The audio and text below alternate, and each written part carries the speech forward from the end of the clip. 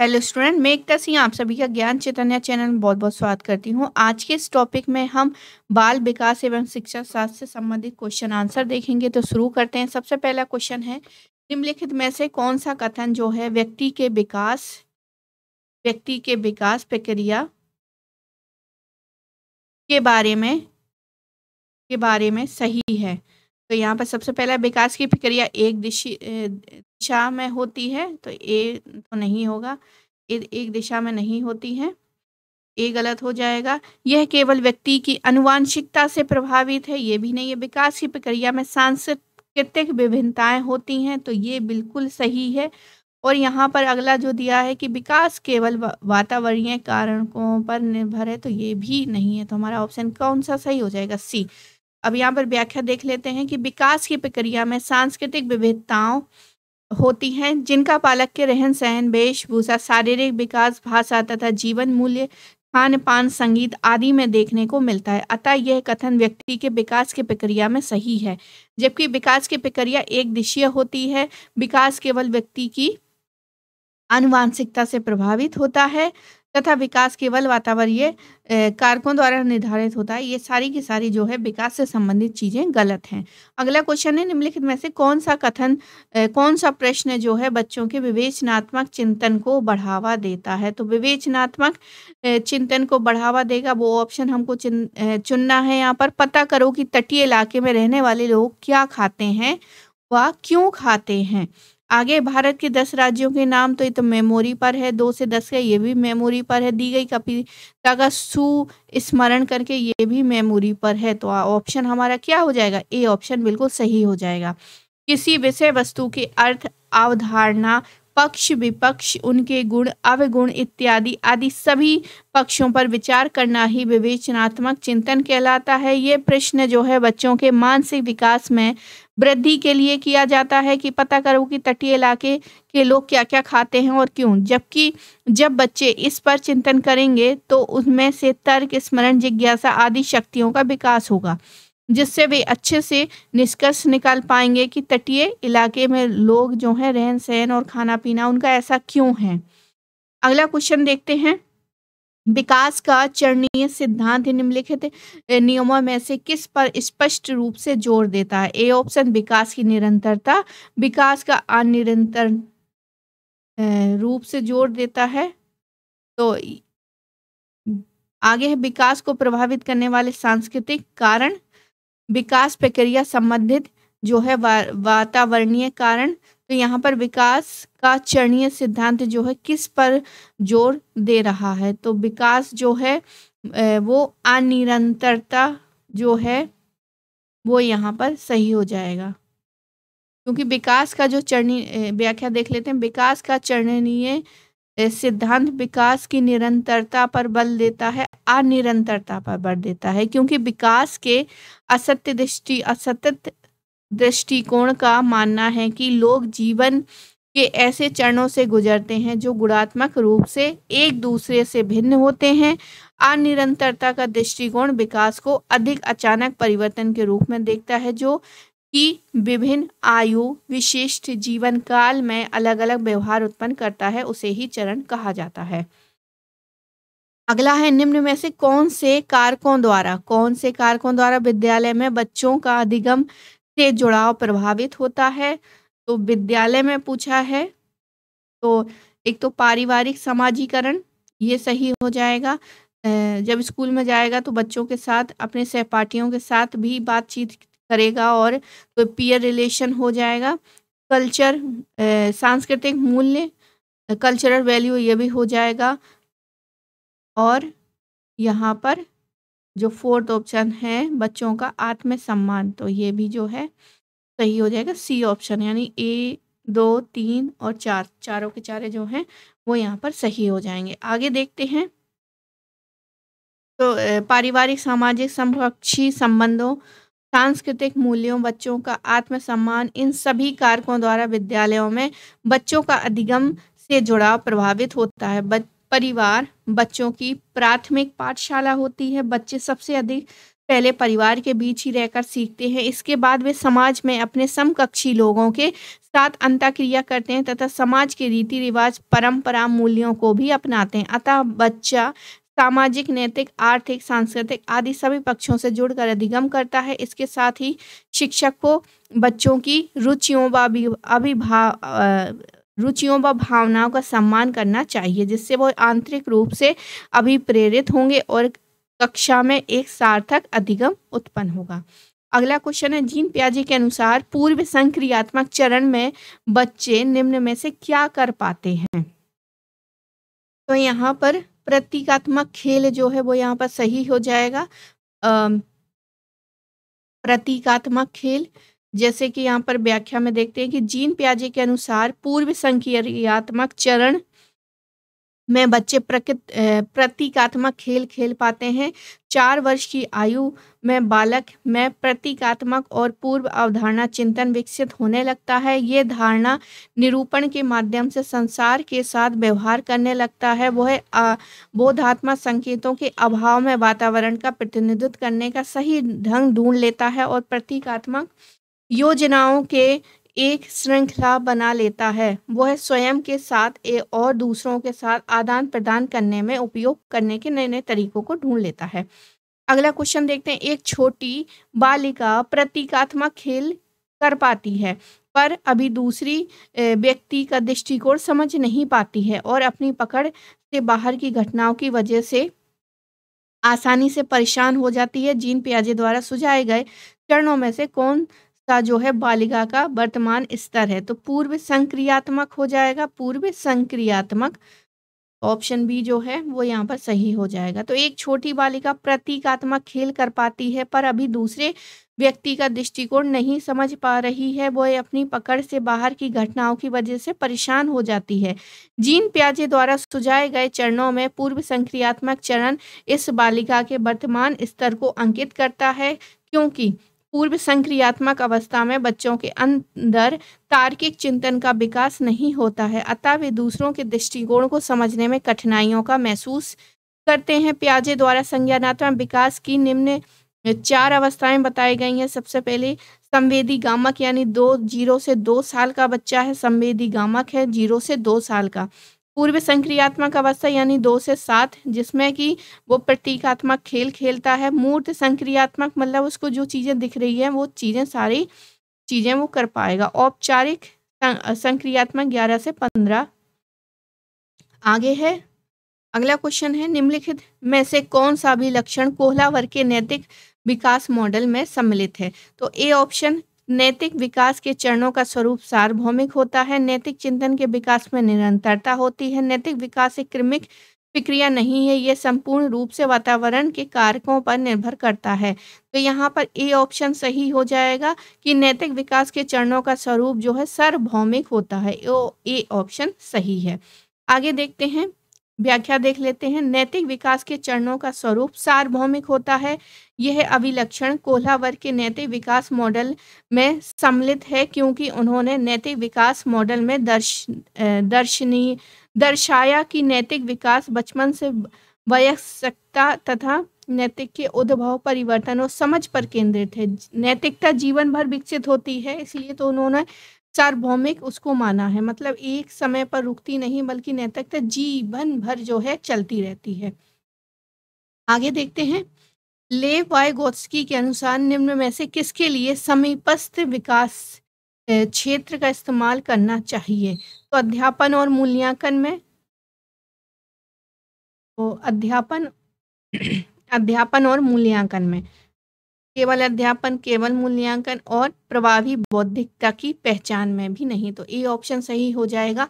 लेव वाइगोत्स्की के अनुसार अध्यापन और मूल्यांकन के समीपस्थ विकास क्षेत्र का इस्तेमाल करना चाहिए। बच्चों के सीखने का समीपस्थ क्षेत्र होता है, अतः अध्यापन द्वारा करते समय जब बच्चों को ऐसा कार्य दिया जाए जो उनके वर्तमान से थोड़ा मुश्किल हो, तो बेहतर तरीके से जुड़ कर वो क्या करते हैं, सीख पाते हैं, तथा समीपस्थ विकास के द्वारा ही हम यह मूल्यांकन कर पाते हैं कि बच्चों को कितना समझा। उन्हें कहाँ समस्या हो रही है और कहाँ हमें सहायता करने की ज़रूरत है, क्योंकि समीपस्थ विकास क्षेत्र जो है बालकों को कार्य करने के माध्यम से समस्या आने पर साथियों और कुशल शिक्षकों द्वारा दिया जाने वाला स्थायी सहयोग होता है। अगला क्वेश्चन देखते हैं, एक विशिष्ट संप्रत्य को पढ़ने हेतु एक अध्यापिका बच्चे को आधा हल किया हुआ उदाहरण देती है। मतलब उसने सॉल्व कर दिया कुछ, उसने एक सॉल्व कर दिया, एक दूसरा जो है बच्चे को दिया। ले वाइगोत्स्की के अनुसार अध्यापिका किस रणनीति का इस्तेमाल कर रही है? तो आंसर क्या हो जाएगा? पाड़ जो है वो यहाँ पर सही हो जाएगा। आगे है, एक विशेष संप्रत्य को पढ़ने हेतु एक अध्यापिका बच्चे को आधा हल किया हुआ उदाहरण देती है और आधा खुद को करने। तो वो एक एग्जाम्पल को देख के वो जो आधा दिया हुआ है टीचर ने, वो उसी को देखकर क्या कर लेगी? वो उसको भी सॉल्व कर लेगी। तो यहाँ पर जो है पाड़ जो है वो यहाँ पर सही आंसर हो जाएगा।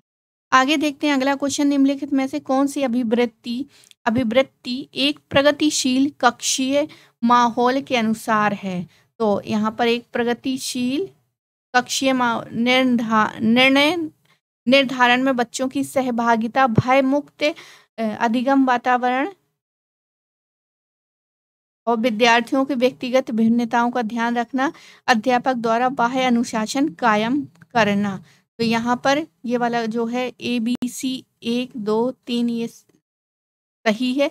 शायद इस क्वेश्चन को इस तरह से लिखना चाह रहा है कि निम्नलिखित में से कौन सी अभिवृत्ति एक प्रगतिशील कक्षीय माहौल के अनुसार जो है नहीं है? तो नहीं है, कौन सा है कि अध्यापक द्वारा बाह्य अनुशासन कायम। तो यहाँ आंसर ये वाला होना चाहिए, क्योंकि आंसर तो हमें एक ही चुनना है।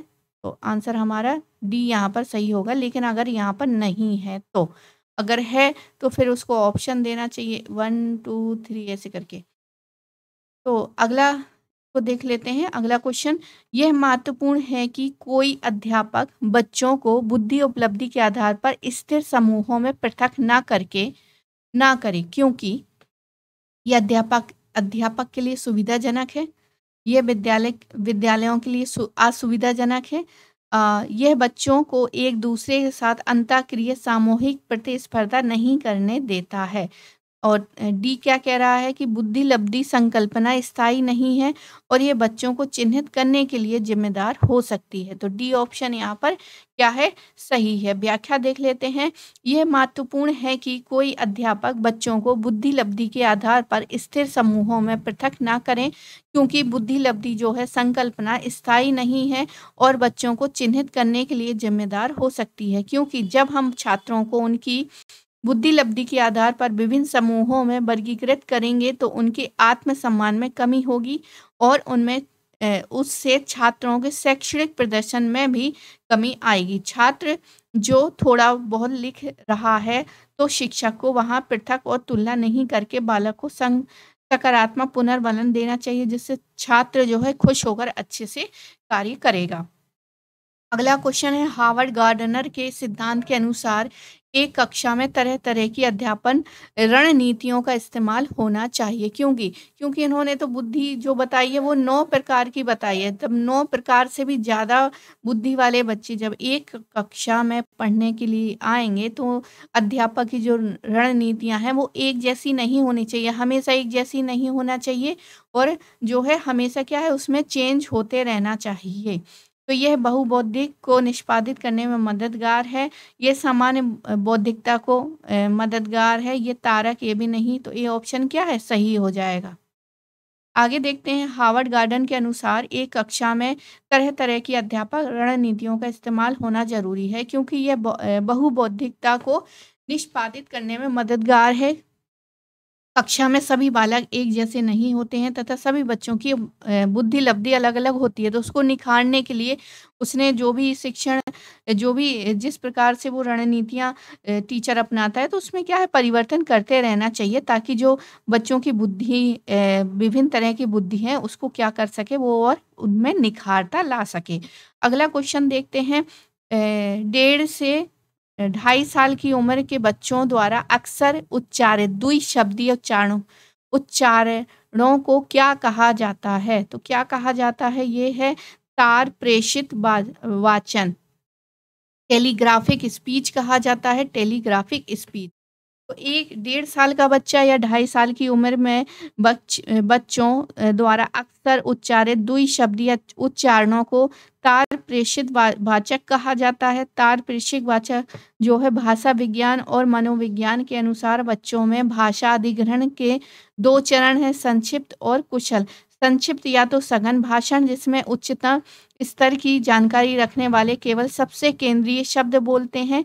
संज्ञा और प्रक्रियाओं को आम तौर पर चित्रित किया जाता है। मोटे तौर पर 18 से 30 महीने की उम्र के बच्चों का भाषण है। यह आमतौर पर लगभग 24 महीने की उम्र तक 2 शब्दों के भावों के रूप में होता है। तो 1.5 से 2.5 साल के बच्चे जो हैं वो तार प्रेषित वाचक उनको कहा जाता है, द्विशब्दीय उच्चारण को।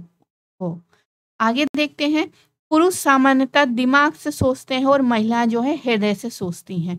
ये कथन क्या कहलाता है? तो लैंगिक रूढ़िवादी, जेंडर रूढ़िवादिता को दर्शाता है। तो ऐसा नहीं है कि पुरुष सिर्फ दिमाग से सोचते हैं, महिलाएं भी जो है उनके पास भी दिमाग है और वो भी दिमाग से सोच सकती हैं। तो हमें इस तरह की सोच हमें नहीं रखनी चाहिए। इस तरह की सोच क्या हो जाएगी? लैंगिक रूढ़िवादिता। आगे देखते हैं, एक प्रगतिशील कक्षा में निम्नलिखित में से कौन सी मूल्यांकन विधि का इस्तेमाल नहीं होता है? तो नहीं पूछा है, नहीं पूछा है। अध्यापकों द्वारा मननशील जर्नल का इस्तेमाल, स्वयं मूल्यांकन एवं समकक्षी मूल्यांकन केवल मानक निर्देशित मूल्यांकन पर आश्रित नहीं होना चाहिए। तो सी ऑप्शन क्या है हमारा यहाँ पर बिल्कुल सही है। आगे देखते हैं, वंचित और हाशिए पर स्थित समूह की भाषा और संस्कृति को स्कूली पाठ्यक्रम में समावेशित करने से एक अध्यापक क्या सुनिश्चित कर सकता है? वंचित,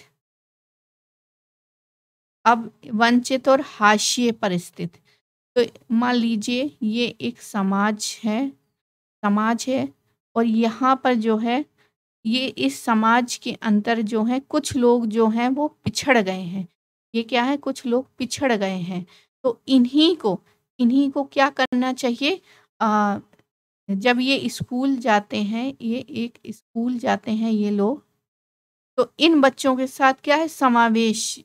इन बच्चों को ऊपर नहीं उठाना और इनको नीचा नहीं दिखाना, बल्कि इन सबको लेकर चलने का काम जो है वो स्कूल का है, टीचर का है। तो यही यहाँ पर क्या है? पूछा गया है। तो सुनिश्चित कर सकता है शिक्षा में समानता, शिक्षा में साम्यता, सुविधा विहीन समूहों के प्रति सहानुभूति, और सबसे पहले है और तो यहाँ पर साम्यता। बी ऑप्शन क्या है यहाँ पर सही हो जाएगा। शिक्षा में साम्यता होनी चाहिए। क्या होनी चाहिए? Equity in education, equity in education. व्याख्या देख लेते हैं, वंचित और हाशिए पर स्थित समूहों की भाषा और संस्कृत को स्कूली पाठ्यक्रम में समावेशित करने के लिए एक अध्यापक को शिक्षा में साम्यता को सुनिश्चित कर सकता है। साम्यता सभी व्यक्तियों के लिए समान लक्ष्यों तक पहुंचने के लिए आवश्यक व्यक्तिगत संसाधनों का प्रावधान है। दूसरे शब्दों में सभी छात्रों के लिए लक्ष्य और अपेक्षाएं समान हैं, लेकिन उन लक्ष्यों को प्राप्त करने के लिए आवश्यक समर्थक छात्रों की ज़रूरतों पर निर्भर करता है। शिक्षा में साम्यता समाज में शैक्षणिक सफलता के उसके परिणाम से नापा जा सकता है, ना कि उसमें डाले गए संसाधनों से। अगला क्वेश्चन देखते हैं, पर्याप्त समर्थन प्रदान करने के बावजूद एक कक्षा में एक विद्यार्थी गणितीय क्रियाओं को समझने में निरंतर चुनौती का सामना कर रहा है। तो गणितीय तो इसमें हो जाएगा डिस्कैल्कुलिया। अगला क्वेश्चन देखते हैं, एक समावेशी संस्था में एक श्रवण बाधित विद्यार्थी की शिक्षा हेतु कौन सी रणनीति प्रभावकारी नहीं है? तो वीडियो और चलित, ये वाला नहीं है। शारीरिक गतिविधियों और संकेतों का इस्तेमाल। आगे है मौखिक संप्रेषण के साथ साथ शब्द चित्रित, ये भी नहीं है। तो यहाँ पर क्या है? संप्रेषण हेतु मुख्यतः मौखिक माध्यम पर ही आश्रित रहना। क्यों सही है? क्योंकि जो क्वेश्चन पूछ रहा है कि क्या प्रभावी नहीं हो सकता, तो सारी की सारी क्या है यहाँ पे सही है।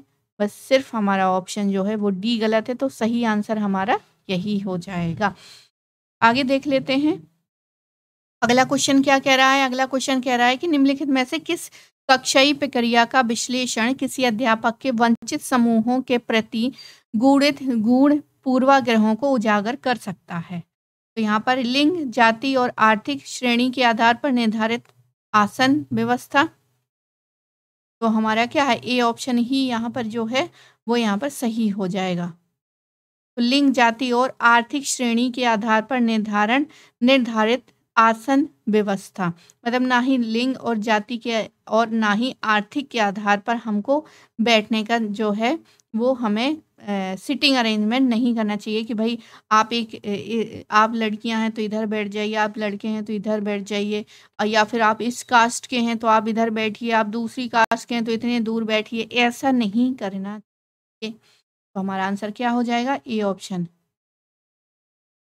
आगे देखते हैं, अगला देखते हैं कक्षा में सृजनात्मकता को बढ़ावा देने के लिए विद्यार्थी को कैसे अवसर प्रदान करने चाहिए।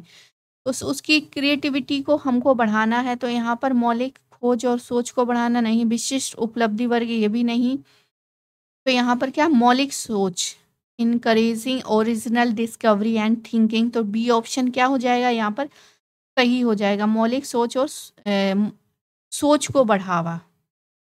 आगे देखते हैं एक संरचनात्मक कक्षा में बच्चों की संज्ञानात्मक सहभागिता को किस प्रकार सुसाधित किया जा सकता है। पहले है बच्चों से वार्तालाप द्वारा, अध्यापक के संवेगों द्वारा। तो अध्यापक के संवेगों द्वारा तो बिल्कुल नहीं होगा, अध्यापक के संवेगों द्वारा ठीक है, बच्चों से वार्तालाप करके ए ऑप्शन तो सही है, ए नहीं हो सकता और बी नहीं हो सकता। आगे देखते हैं बच्चों के सकारात्मक परस्पर संबंधों द्वारा, तीसरा भी यहाँ पर सही है। तो तीसरा किस में है, इसमें है, तो सी ऑप्शन क्या है हमारा सही है, बाकी ये सारे गलत हो जाएंगे। एक संज्ञानात्मक कक्षा में बच्चों की संज्ञानात्मक सहभागिता को बच्चों के वार्तालाप द्वारा, अध्यापक के संवेगों द्वारा और बच्चों के सकारात्मक परस्पर संबंधों द्वारा सुसाधित किया जा सकता है। अगला क्वेश्चन है बच्चों की असफलता अक्सर विद्यालय की असफलता होती है। तो निम्नलिखित में से कौन सा जो है वाक्य का समर्थन करता है। पहला, स्कूलों का अस्तित्व विद्यार्थियों के सामर्थ्य में विविधीकरण हेतु। बी ऑप्शन है, बच्चे इसलिए असफल होते हैं क्योंकि विद्यालय बच्चों के सीखने की विविध गतियों का संज्ञान नहीं करते। तो बी ऑप्शन एकदम सही हो जाएंगे।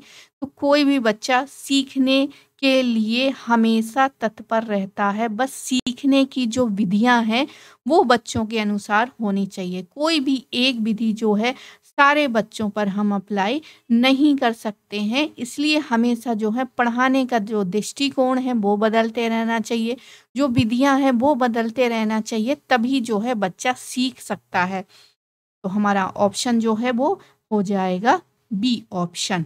अगला क्वेश्चन देखते हैं, किसी संप्रत्य के प्रारंभिक और अर्थपूर्ण होने के लिए क्या आवश्यक है।